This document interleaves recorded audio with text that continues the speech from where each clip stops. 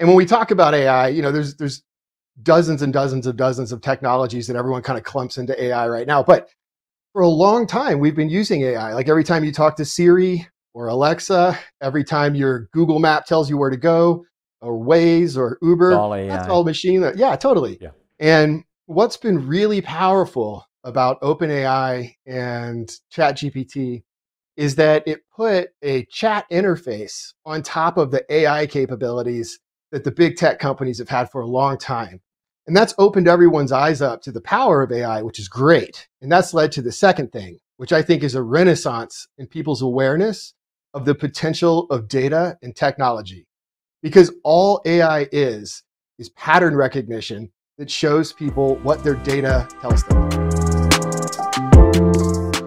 Hello, I am John Brink and we are podcasting on the Brink from downtown Prince George, British Columbia, Canada. And for all those people watching us from around the world, you say, well, we know where Canada is, yeah. And then we know where British Columbia is, and there is a big city in British Columbia. They call it Vancouver. We know that part too. So where is Prince George? Well, we are about 500 miles north of Vancouver, which puts us physically in the center of British Columbia. North, south, east, west, big province. Lots of trees, lots of nature, black bears, grizzlies, caribou, deer, you name it, we have it. We live in harmony with nature. Around us, within 50 miles, we have over 100 lakes. And one commitment you have to make to me was don't tell anybody about this, because if they find out, they all want to move here. Fair enough. Just kidding. So today, a very, very special podcast. We have a gentleman, his name is West Stringfellow, and he has an amazing bio.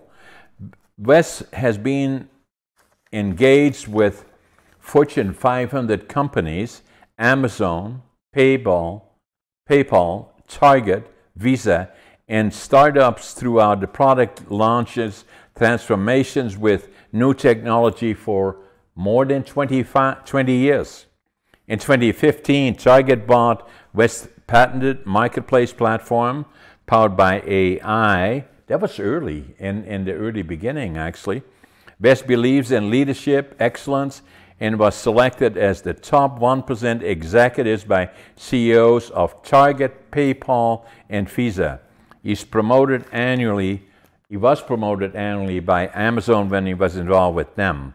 The other part, very, very interesting about West is, and we'll be talking about it a lot, now he's the founder and CEO of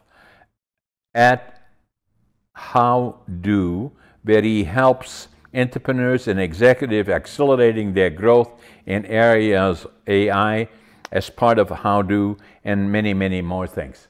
West, I can go on and on and on, because your bio is so extensive, so exciting, because you've been involved with all these massive big companies, and obviously so we're very excited about all of that. So maybe tell us a little bit about you, where you're from, where are you at, how did this all started, how did you become involved, and then in particular you were one of the early individuals involved in AI, which is still emerging as something that will change everything, and we'll probably talk about that. So tell us initially a bit about you.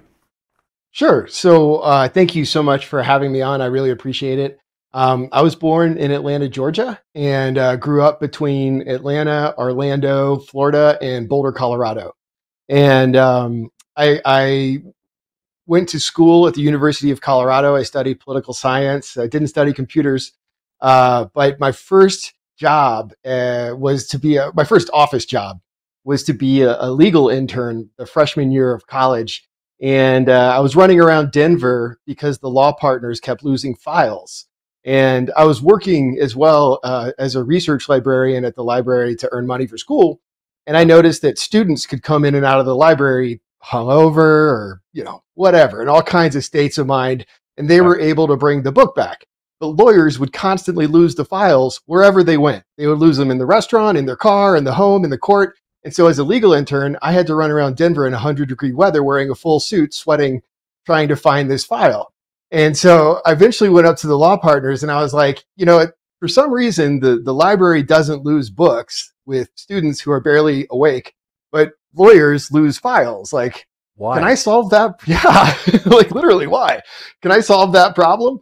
And I went to the head librarian at Norland Library at University of Colorado, and I said, what is it that brings the book back? And she said, it's a library management system. I said, what is that? And she pointed me to a book that talked about the database theory behind library management and the kind of data structure behind library management. And this was in 1997. And so I taught myself how to build an access database and built one for the law firm. And I went from being an unpaid legal intern who was literally sweating my butt off running around the city 12 hours a day to being a paid IT consultant. And I realized two things in that moment. One is, there's power to finding a problem and solving it. I didn't really know that before. I'd worked construction before. I'd been a park ranger and stuff, but like I really appreciated the fact that if I could highlight something that needed solving and then solve it, it was helpful for the business and I could earn money. And then two, I learned that I could learn technology. And in 1997, most people were not good at technology, and so you only had to be kind of good to be perceived as generally good. And so after that, I was very fortunate. My boss, who was my first mentor at the library, ended up getting a job at a startup in Boulder, and I followed him and just grew for 7 years doing database management and database administration, and then book metadata management, which is like a very unique skill. Kind of no one really needs that or uses it. But in 2003, I was working for a startup at that time in San Francisco, and we integrated with Amazon. Amazon was launching their books marketplace. Books is Jeff Bezos's baby, and so they really cared about that. And it was just starting then, right? So in the early start. Yeah, they launched. Excuse me. I believe they launched 1994. I believe 1997 is kind of when everyone started talking about them. 2003 was when they launched the marketplace, and so I had integrated with most of the major booksellers on earth at that point, except for Amazon. And so when I integrated with Amazon, I knew that things that they were doing probably wouldn't work. And I pointed that out. I said, hey, I think these things are going to break. And they disagreed. Fair enough. Ultimately, I was right. And those things broke. And then they called me and said, hey, how would you fix it? And I flew up to Seattle to explain how I would fix it. And I called my boss after I'm losing you, West. Oh, can you hear me? Yeah, now you're back. Yeah. Oh, sorry. So I flew up to Seattle to kind of explain how I would fix it. And I kept having the same meeting again and again. Losing you. Oh, really? I don't know what it is.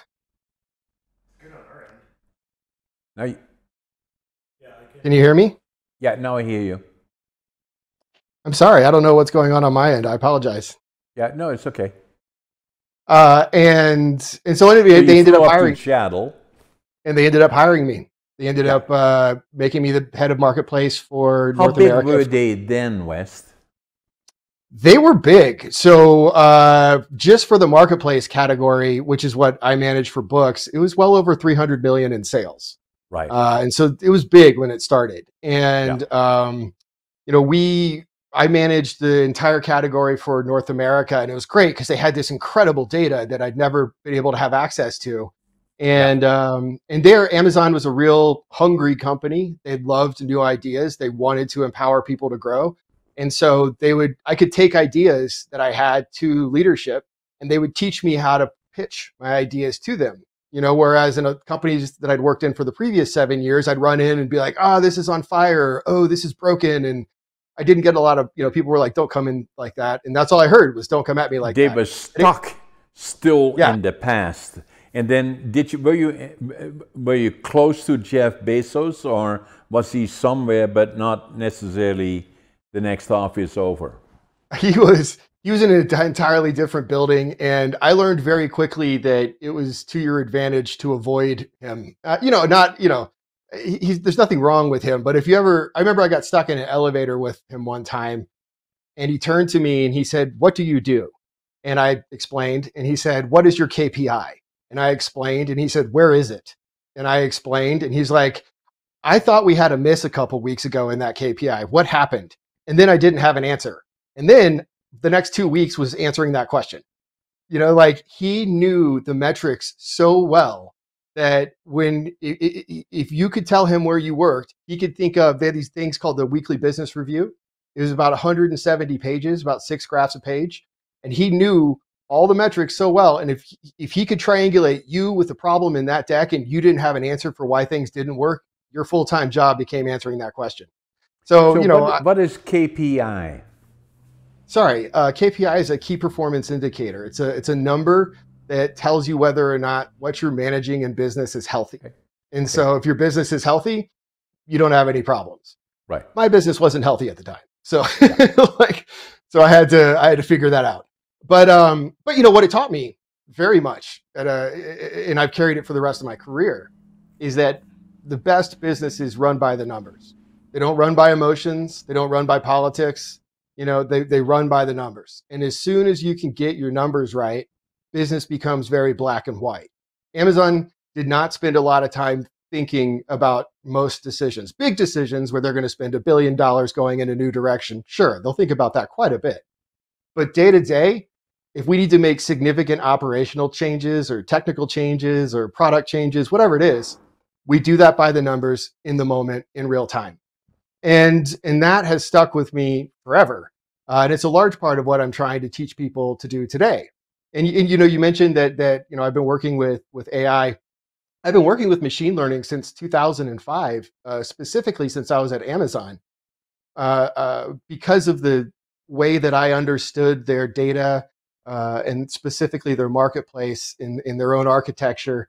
They asked me to run European fraud for Amazon for marketplace. And so I went over to Europe, and there we were able to cut the free cash flow loss to fraud by 98% by using machines to automate the detection of fraud. That was my first time using machines to accelerate human processes. And ever since then, again, whenever I get into a business, one of the first things I do is try to find the data that tells me what to do. And then from that data, try to figure out what we can accelerate and what we can automate, because that's what the machines can do for us. They can either accelerate us, which helps us move from insight to action faster, which is how you get productivity and cost savings, or they can automate us, which is just to replace the human doing the job. And that's where we are today, in my mind, that's where we are going with everything. Yes, I think we are. And it's, the big bottleneck for so long with AI has been two things. One, I think it's the belief and awareness that AI is real. And when we talk about AI, there's dozens and dozens of technologies that everyone kind of clumps into AI right now. But for a long time, we've been using AI. Like every time you talk to Siri or Alexa, every time your Google map tells you where to go, or Waze or Uber, that's all machine. Yeah, totally. Yeah. And what's been really powerful about OpenAI and ChatGPT is that it put a chat interface on top of the AI capabilities that the big tech companies have had for a long time. And that's opened everyone's eyes up to the power of AI, which is great. And that's led to the second thing, which I think is a renaissance in people's awareness of the potential of data and technology. Because all AI is pattern recognition that shows people what their data tells them. And immense speed. Huge speed. That yes. We cannot even imagine how quickly it will, and very intimidating. And that's why a lot of people think, well, it will take over everything that we do. And in fact, make decisions, blah, blah, blah, and all of those kind of things. But the genie is big time out of the bottle. It will become part of our lives. Not only will it become part of it, it will be equal to the computers and on those other things when they became part of our life. This one, AI, will be the same, if not even more so.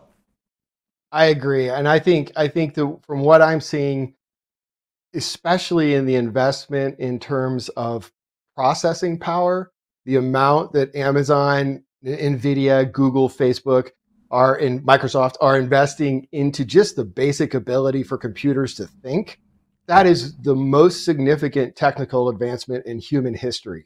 You know, Yeah, the no internet question. connected us, which is incredible, but Yeah, it didn't accelerate our ability to think very much. no, What they're building right now is going to, by orders of magnitude, increase our ability to think, and that's going to create intelligence we've never even considered. correct. Yeah. And And I it think will it's an be, extremely exciting time. yeah, and I do too. And it will become part of everything that we do. And business, the key for people that are in business is how do they can keep up and how can they integrate it into their operations, and ultimately it will make them more profitable or give them more opportunity.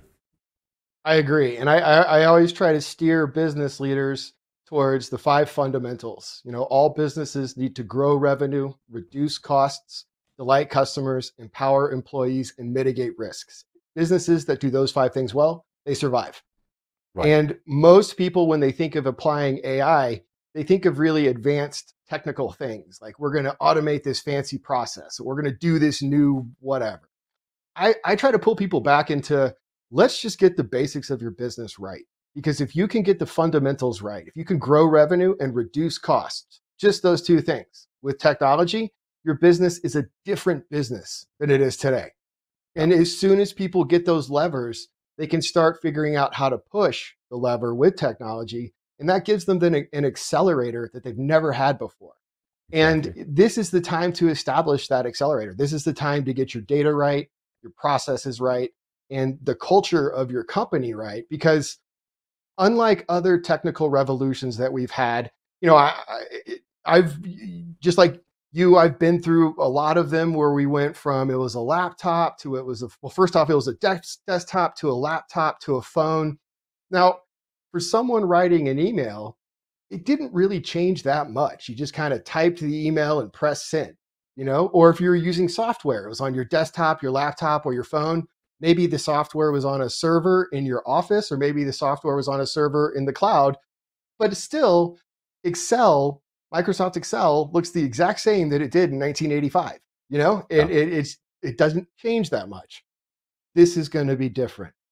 This means that the way that we use concepts like Word documents or spreadsheets or send emails, it's going to be very different with AI. We may never even look at a spreadsheet, but be able to get an analysis that is orders of magnitude more precise and more effective than we ever could have with Excel. And so the cultural transformation that needs to happen in people's businesses is often overlooked. The Yeah. culture will precede the technology. If they get the Yeah. culture right, the technical is inevitable. Yeah. So that's Amazon, and then so you were there for quite a while, 3 years, 3 years, 3 years got promoted. from, yeah, Yeah, it was a wild ride. So I was in Seattle, then London, India, back to Seattle, back to London, and never home much. And kind of decided I'd like to maybe be home for more than a day or two. So um, I was at a dinner, and at the dinner was the CEO of Visa Europe. I was complaining about an authentication protocol that they had. I didn't know that the CEO of Visa was there, and I suggested actually using machine learning to make that authentication protocol more effective. And the CEO ended up coming up after the dinner and introducing himself and being like, "Hey, this is who I am. Would you like to come to Visa and explain exactly what you just said to me?" And I was like, "Oh, sure, that'd right, be great." So I joined, and I joined as a consultant on like a 30-day contract. And on day 30, they made me the vice president of innovation and e-commerce for Europe. And I raised an internal fund, built their PayPal competitor, which was the first digital product Visa had ever built. You know, they'd only really made cards before that. And it was the first time they ever built a product that went directly to the customer. They'd only always given products to customers through the bank before that. was that the start of PayPal? That PayPal started before that. This was the start of what was Visa Pay, which was Yeah, Visa's PayPal competitor. Yeah, right, and then yeah, and I Eh, did that for two. Sorry, yeah, yeah, go ahead. I did that for 2 years, and then my wife at the time was Australian, and she had to go back to Australia. And so I went back to Australia, and there I did consulting with their largest retailer. Then I helped a group of investors flip the auction house there from B2C to from B2B to B2C. And while I was doing that, I actually ran into the CEO of PayPal Asia, and similarly had an idea. And I always, if I'm going to a dinner or this was on a yacht, like it's this drinks thing, and I always try to have like, if I know a CEO or someone like that's going to be there, I always try to have a little pitch in my head as to like, hey, I think you could do this. And so I walked over and I said, hey, I think you could do this. And they were like, that's a fun idea. Why don't we continue talking about that? So ended up joining and ran PayPal's Australia product and New Zealand product. And while I was there, they ended up being sued by the Australian government for some stuff having to do with, well, we won't get into it. But anyway, they got into some trouble and they needed to get out of it. And I became the point person for getting them out of it. And because they were trying to go public at the time, PayPal was trying to go public out of eBay. It was very important that they resolve that problem quickly and quietly. And so I started to get visibility into kind of board level stuff at PayPal and eBay and what they were thinking about long term. And one of the things that I saw that they were thinking about was going to the point of sale. So at the time, PayPal only worked on the internet, and they wanted to work everywhere at every retailer everywhere in the world. So because I had worked at Visa, I knew the protocols that they could use, and I suggested a way of using Visa's protocols, which are public. And PayPal hadn't thought of that. And so it was wild. In like a week, I went from running product for Australia and dealing with this legal matter in Australia to then running innovation for PayPal globally and leading the largest technical development they'd ever done. And that you believe it? No. So no. There you were. So that was PayPal then, and became immensely successful. And then so there the name comes to mind also of Elon Musk that was involved in PayPal, and it was sold, correct me if I am wrong, PayPal was sold to eBay for $1.5 billion. That's where he got his wealth, his initial wealth, yeah. And that's where Elon Musk got. And then he had another interesting idea. He spent, of all things, to do 100 million of that and founded SpaceX. Yeah. and as they say, the rest is history. And probably one of the best investments he made, save and except for Tesla, that he bought for, I don't know the number anymore, 60 million or so. It was dormant, and he spent day, night, and 7 days a week, 24 hours a day, and turned it into an amazing success story. The interesting part about all of this, West, is that you are a unique individual and a good example for people watching us, because I think, in a way, I am not quite at the level, but so am I. And that what I always say, that how are you successful? I said, if you work hard, you have good ideas, success will find you. Yes. You are an example of that. I believe I am. Yeah, I read your bio. I think you are too. And you know, I think that I agree with you 100%. I think a lot of people think that success is kind of an accident or luck. And I've always felt that preparation kind of makes for good luck.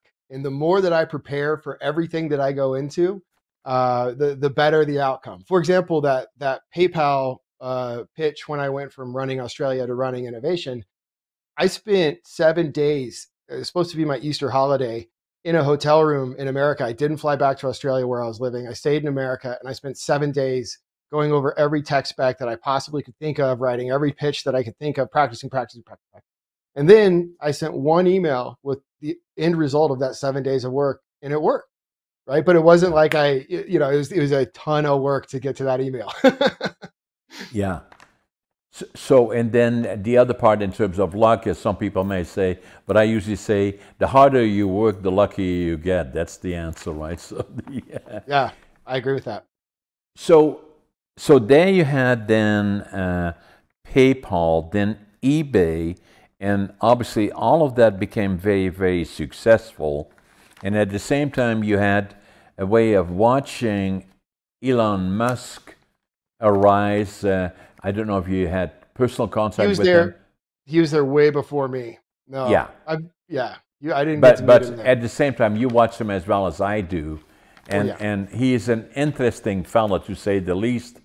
I'm not sure why he bought what is the name of the outfit again that I'm a member of it, but I don't use it all that much. Oh, X?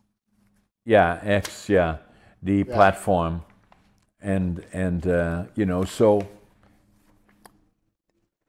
then where did you go? So you were involved in all of that, and then at what point? At some point, you decided, you know, you were going to go on your own. So Yeah, tell us about that.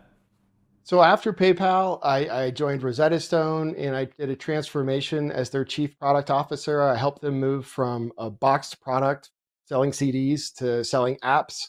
And we ended up buying a bunch of companies and I was on point for the due diligence and the integration for those companies. And then I was the chief product officer. That became a big company too, right? Yeah, they were big when I got there. They were good when I got there. I just helped them find a new path for the future. Right. So, and then I went to Big Commerce, which was a startup, and I helped them pivot and help them get on a new path as well. And once I figured out that I could work at a chief product officer level, and candidly, once I went out and acquired several companies for Rosetta Stone and PayPal and Big Commerce, I saw what other folks were doing, and I wouldn't say I'm a very confident person, but it took me a long time. I worked from 1997 until 2014 before I had the confidence to build my own thing. And but I did by seeing other companies and doing the due diligence on them. I saw like, you know what? I think I could probably do that. I think I could do at least that. And they sold their company, so why don't I try? And so I saved up money for a decade and decided after Big Commerce that I would try. And I'd been studying for a long time, looking for ideas in the market, and I had a hypothesis. And so I pulled together a pitch deck, and I started shopping it around my network in Silicon Valley, meeting with venture capitalists, meeting with other CEOs and CTOs to see if it was something they believed in, if it was something they thought was interesting. I was, super lucky. I think I had a great pitch. I had a lot of good meetings. I think I'd done my research well to figure out who were the right people to talk to. And one of the first people that I spoke with said they were there as a venture capitalist. Their hypothesis was around retail, and my concept was around retail. I walked in there and pitched them, and they said, actually, Target was just here, and they're looking for ideas. They're like in Silicon Valley right now. You should talk to them. Oh, I'm losing so I went, you, West. Oh, can you hear me? Yeah, now I can hear you. Sorry. So Target was. I don't want to miss anything of this conversation. Neither do all those people. That tens of thousands of people that are watching us. They want to hear everything. Okay. I met with venture capitalists. They pointed me to Target, and it was a very short meeting. They liked the idea and asked me to be the entrepreneur in residence. And I joined Target, moved to Minneapolis, and they bought my company. Now, Target is well known. It is a big company. Very big. And what does it do? So they're a retailer. They have, I don't know how many stores they have off the top of my head. I should have remembered that. I think it's in the thousands. Many. Yeah. When I was there, they were about 77 billion in sales and 380,000 employees.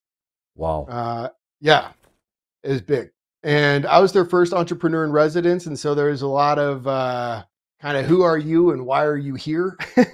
Yeah. And I got to run around the first or second week I was there. They had like this big all hands in the stadium where the Timberwolves, where the basketball team in Minneapolis plays. Right. And they put my face up on the big screen in front of 100,000 people. And that was crazy. I didn't know they were going to do that. And so then, I'd walk around Target and everyone's like, oh, there's that weird guy, like there's that entrepreneur guy. And so I just kept getting all these questions like, what are you doing? And I was like, so I started sending out a weekly email. And I said, this is what I did this week. As an entrepreneur who's building a company, this is exactly what I did this week. And because it's literally the questions were overwhelming. And that email went from like 5 people to over a couple thousand people in about a month who were just asking like, I want to know what you're doing. I want to know how to do it. Yeah. And that kind of set off a light bulb in my head because a lot of teams started reaching out saying like, hey, we want to build new things or we want to innovate. Like, come tell us what you're doing. And so I started going and talking to a lot of the Target teams and asking them like, what are you trying to do? Who's your customer? All the questions that I would ask anyone if I wanted to help build their business. And I realized like there's this incredible pool of talent. Like Target just has some of the most amazing people. And they just need a tiny little bit of instructions and then they can grow businesses, they can build businesses. And so I pulled together a strategy, some of the money that Target gave me to build my company and for acquiring my company, I spent and I built Target a strategy. I was like, I'm going to give back. And I printed out 380 copies of that strategy and I hand delivered it to every executive in the building or in the 4 buildings that were there. And then I got a call from the CEO and he was like, what are you doing? And I was like, hey man, our incentives are aligned. I'm just trying to help you grow your company. And then he asked me to the office and I got to speak with him and the head of it, strategy and innovation for the company. And I got to become the VP of innovation for Target. And so then I was the CEO of my company and the VP of innovation for Target, where I built their first centralized internal innovation team responsible for the whole company, which was super fun. And then one of the big things that also happened is because I was the entrepreneur in residence in Target and the first one, there was a lot of press around that. And so I started getting a lot of startups emailing me like, hey, I want to do that too. And I thought like, oh, you know what? We should build an ability to do like Target has an incredible brand. We have tons of customers. Why not get more startups in? And so I proposed building a startup accelerator and then built and led that as well. So I had three jobs at Target. I was the CEO of my company, the VP of innovation, and the head of accelerators for Target. Unbelievable. What an experience. It was a lot of fun. It was a lot of fun.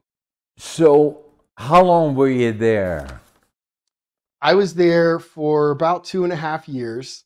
And then some circumstances happened that were completely unrelated to us. And they closed down some of, not the stuff I created, but they closed down the Entrepreneur in Residence program. And I had the option to leave and build something new, and I did.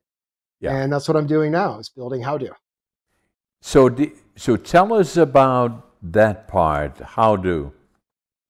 Yeah, so one of the things that I saw when I was at Target was that when we analyzed, in America at the time, around 50% of American households would spend at least $1 at Target during the year. And so by studying Target's customer as the VP of innovation, you actually are studying the American consumer. And one of the things that I saw is that Americans were spending less on things that are discretionary and spending more on things that are essentials. And that's generally true still today. And so to me, it spoke of a need to create more opportunities for Americans. And I got to travel the country and meet with Target customers all over the country. That was awesome. And when I met with people, I kept hearing the same story. They kept saying, I don't have time and I don't have enough money. And they were generally orienting that around their family, around their health, and around their well-being, kids, whatever it may be. And I thought, if we could create companies that grow faster by themselves, and if we can enable entrepreneurs to create more companies, we'd create more higher paying jobs. That would create a better, stronger, bigger middle class. That would go a long way towards giving these people money and time back. Exactly. And so I felt like, I had been real lucky in my career. I thought it was time to give back. So I wrote down everything that I knew about accelerating businesses from all of my experience. And I open sourced that. I just put it on the internet for free. I put it on Medium. And in the first 90 days on Medium, people read it for over 30,000 hours, which was like insane. So You put it on Medium. What does that mean? Medium.com at the time, I think it's still around. I haven't used it in ages, but it's just like a blogging website. I basically just put it on a blog, but it could tell me how many people were using it. And in like 90 days, people used it for 30,000 hours. And I was like, holy cow, like people want this. So yeah, amazing. Yeah. So I took, I hired I actually hired at this point over 100 people who are experts and management consultants and professors. And I had them write real specific insights on how to accelerate businesses, how to build and grow businesses, the mindsets, the tools, the strategies, and the teams that are required. And I've just been open sourcing that and practicing giving this course for free to thousands of people. And to date, over 400,000 people have used the course, which is super fun. And for its impact, I was nominated into the Edmund Hillary Fellowship, which was cool. And now what I'm doing, this was very impressive, huh? Yeah, it's very cool. There's a lot of really incredible people there. I was really humbled to be there. And then now I'm aligning everything with AI. So I've spent the last year and a half going through each step of innovation and trying to figure out how to make AI as it works today work for that step in innovation. And over the next 8 weeks, I'm going to be creating an open source accelerator that uses AI to help everyone accelerate their business using innovation best practices and AI. So how does that look? Is that on the internet? And do you have a platform then, West, or how does it work? So HowDo.com is where everything is centralized, but I'm distributing it for free on YouTube, on Facebook, on LinkedIn, on X, and on Reddit. And what I'll do is create videos. So it's a simple just track, 1, 2, 3, 4, 5 kind of steps. And I'm going to create videos that walk people through each of those steps, walk them through why they should take the step, how to do it, what's important about it, how to measure success in terms of what's important, and then how to use AI, what prompts to use, what AI tools to use to go faster. Right. Amazing. It's going to be fun. I'm real excited. So kind of looking at it from my perspective, give you just a little bit of background on me. I was born in 1940. I'm going to be 84 this year. And congratulations. And the other part of that I wrote books, about 4 of them that I have done, and I'm working on 2 more. And this is a picture of me. I'm the oldest competitive bodybuilder in North America. And that's awesome. I was watching some videos of you, man. You can lift some weight. That's awesome. I like it. So the business-wise, I've gone through all the ups and downs. The first book that I wrote is Against All Odds. And starting from with nothing when I came here, because academically I was not a very success story. I failed grade 3, I failed grade 7 3 times. And they say, what are you going to do with this guy? Maybe send him to the mentally challenged school. My parents said, no, we're not going to do that. Let's make him in Holland. That's where I was born. Let's make him I like furniture making. My grandfather was a master carpenter. So they sent me to a furniture factory. And then in the evenings, I would get trained to become a furniture maker. But the other part is, this was the Second World War. We saw far too much that we should not have seen. We were liberated by the Canadian Army, April the 12th, 1945. And from that point, when I was nearly 5 years old, when we were liberated, I always knew I would go to the land of my heroes, Canada. And, that's awesome. And so I tried to go when I was 17, then was drafted into the Air Force in Holland.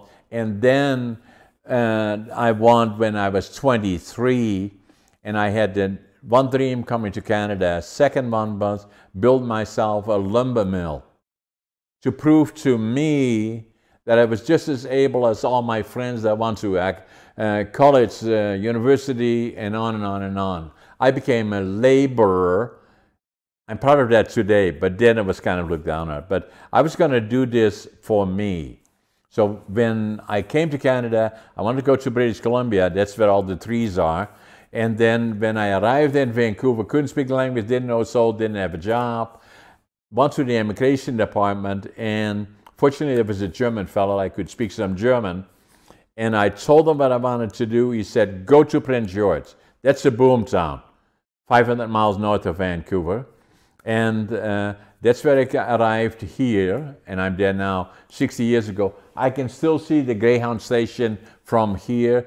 I came off the bus with my suitcase, 3 books, 2 sets of clothes, and money. I counted my money at least 3 times. I had $25.47. Awesome. But I had lots attitude. I've always had a positive attitude. No, I avoid negative. No matter how tough today is, I'll swear to be a better day tomorrow. Passion. Whatever I do, I give it 125%. Work ethic, I work harder than anybody. And what will follow is success. And then the other part that I do, I usually wake up at 5:30 in the morning, even now still. I always make my bed, and I always think I'm late, I'm in a hurry. So that's what I do now. You and I are very similar like that. Yeah, I do the same. I build my lumber mills and a lot of other companies, but it's not about that. So, and then people said to me, you know, you have such an interesting life. You should write a book about it. So it took me 80 years to live it, 20 years to think about it, 2 years to write it. Writing books is not easy, you know. So the other part about me quickly throwing that in is that it took me till I picked up a book in a store here in Prince George in January 1997. And I was already here for 32 years. And the book's title was Driven to Distraction. And it was a book written by Dr. Edward M. Helwell, medical doctor, doctorate. And he is ADHD, wrote a book about ADHD. That's me. And when I picked up the book, I wrote, and this is the actual book.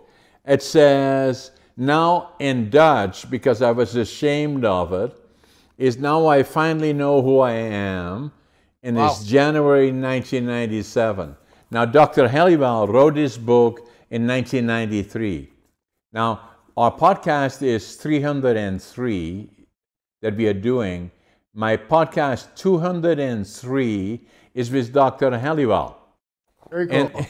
And can you believe cool. it? And that's awesome. And so, a very interesting podcast. Now, the one part about it is that I said to him, he's the expert, not me, that from all the things that I've learned, I think that there are at least 20% of the population, both male, female, females tend to be different than males in ADHD, that are ADHD. And he said, no, John, at least 25%. I agree with them. Then the other thing that I have said, because I've been involved in boards and as you have, and in organizations and all of that, and I concluded from that I suggested to Dr. Helwell, from my experience, at least 50% of the successful, and the operative is successful, entrepreneurs and CEOs are ADHD. He said, no, John, at least 75%. I agree with him. I would agree with that too. Yeah. So there we are. I'm ADHD too. I didn't know it until actually when thank you for sharing that. First off, I agree with you. Writing books is terribly hard. Your story is incredible. I mean, like that's an incredible story of perseverance. And I love how for your own sake, you bought lumber mills to kind of like overcome that narrative that other people put on you. That's incredibly powerful. Yeah, I was looking at your videos of you working out and I was like, dude, I totally hope to be like that. Like, I really do. But I That's super love cool. it, right? And I Yeah. love doing it, right? And Yeah. and so for me, it motivates me to go to the gym, and then I work hard when I'm there. The other thing that I did is that I felt so strongly about ADHD that, as I told you, I was 13 when I left school. And then it took me till I was 62, because in 1997, when I bought the book from Dr. Helwell in the store here, it took me 5 years before I went to my doc, who delivered our two daughters and was a personal friend. And he said, "Hi, John, why are you here?" I said, "I think I got an ADHD." And so we checked it out. Yes, I do. And the more I thought about it, the more I believe it is a superpower. I agree. And so, it took me 50 years to discover that. And then I said, I have to write a book about it. So I did that. This is the book, I'll get that one for ADHD sure. Unlocked. So Yeah, what I'll I'm get going to do, all these books that I have, I'm going to sign them for you. And I'm going to make sure that Scott got your address, and I'm going to send them to you. And, so That's awesome. I appreciate that. Thank you very much. So, in a lot of times I do presentations now, and I'm a very good presenter, and then then not all about ADHD, entrepreneurship, all that other kind of stuff that I believe in, and so then, but ADHD comes up during my presentations, and then I ask the room about people that have ADHD, and then there is several there that after I tell my story, and they say, "We never told anybody." And so by the time I'm finished doing my presentation, there are a lot of people there that say, "Damn, I was added through." No, I completely, first off, thank you for being a pioneer in normalizing it, because it is definitely something that I've been ashamed of in my career. And I didn't know I had it. I definitely I struggled in school a lot. And when I sold my company to Target, I had to go to the Mayo Clinic and get an executive physical. And I'd never done anything like that in my life. And the head of clinical psychology was like, "You are very ADHD," like very. And they gave me Adderall, which is, I'd never really taken medicine for anything before. And so Oh my God. I took Adderall, and I feel like it was the first time I put glasses on. Like, for Yeah. the first time, I could see like very clearly. But to your point about it being a superpower, I agree. And to your point about exercise, one of the things that I found really helpful, and I'd love your thoughts on it, is, I've for the last 3 months, I've been trying to do this accelerator, so I've been really out of discipline. But for 4 years prior to that, I worked out for an hour and a half every morning. And I felt like my ability to control my focus and use ADHD as a superpower was so much better than if I didn't. And I allowed my energy and my anxiety to build up. And then I would find my ADHD would take over. Does that make Right. sense to you? Yeah, it makes sense to me. I know exactly what you're talking about. I feel the same. Yeah. Yeah. And Yeah. then the other part about it is that, somewhat different with you maybe, is that at some point after, with my dog, same dog actually, a number of years later, at probably 10, 15 years, by 2002 actually, I remember because it's still on the thing that I have. I said to him, "Should I be taking some medicine?" And he said, "Oh, let's like Adderall." I said, "I don't know Adderall." So I took it, and he gave me 100 pills and this thing. And I had about 3 of them, and they didn't do nothing for me. So I put them in my drawer, and they're still there today. That's good. That's good. It's funny. They make me fall asleep every time I take them. I take a nap. They calm Yeah. my brain down. I just go right to sleep. So yeah, no, I agree. I have appreciated learning how to use it as opposed to how to treat it. You know? Exactly. And that's Yeah. exactly the same for me. So it took me a long time until I knew me, who I am. And then Yes. the other thing that I say doing presentations that I do, be at peace who you are. There's only one of you on this earth. And it took me a long time to get to that point because, you know, I always kind of still felt troubled by who am I, you know. But I was successful in business. And a lot of people said to me, "You're so successful." I didn't feel that way. Yeah. Yep. And I became a good speaker through Toastmasters. Oh, really? Yeah. Yeah. So I should tell you a little bit about that, actually, is Yeah, that please. I Yeah. was not so good at communications. And I was okay with about 2 or 3 people from my company, but I was not good in it, and I was self-confidence. And so somebody said to me, an ex-sister-in-law, actually, she said, "I want to take you with me to Toastmasters." And I said, "Well, what is that all about?" He said, "Well, it's about communications." I said, "Are they going to ask me anything?" He said, "No, no, no, you just sit there and watch them." So I did that. I went down there, and halfway through the meeting, somebody said, "Hey, John, tell us all about you." I said, "I'll never go back here." But I did. I stayed for 10 years and became a distinguished Toastmaster, which is the highest level of Toastmaster. It changed my life. And so, hence, going back to the beginning, I've always been a good writer, and I've always good at numbers. Obviously, I had ADHD and the typical things. A lot of times people said to me, "Does it bother you that you failed grade 7 3 times and you left school?" I said, "Yeah, it still bothers me. Still bothers me today. I should have left earlier." I love that. And now what do people say to me? "How come you do all this stuff? You have 10 companies, you're writing books, and you're doing this and you're doing that." I say, ADHD, that's how I do it. I feel the same way. I feel the same way. I mean, like I got to Target. I couldn't just have one job. I needed 3 jobs at Target, you know? I feel the same way. Same Yeah. as me. Yeah. So Totally. So the other part now, it's amazing discussion, West, beyond what I even imagined from your bio. So Thank you. That's great. I'm looking forward now to still very, very active in the companies that I have. And we have one silo is lumber, one silo is warehousing, distribution, and logistics. The other silo is real estate, residential, commercial, and industrial. And the other silo is media.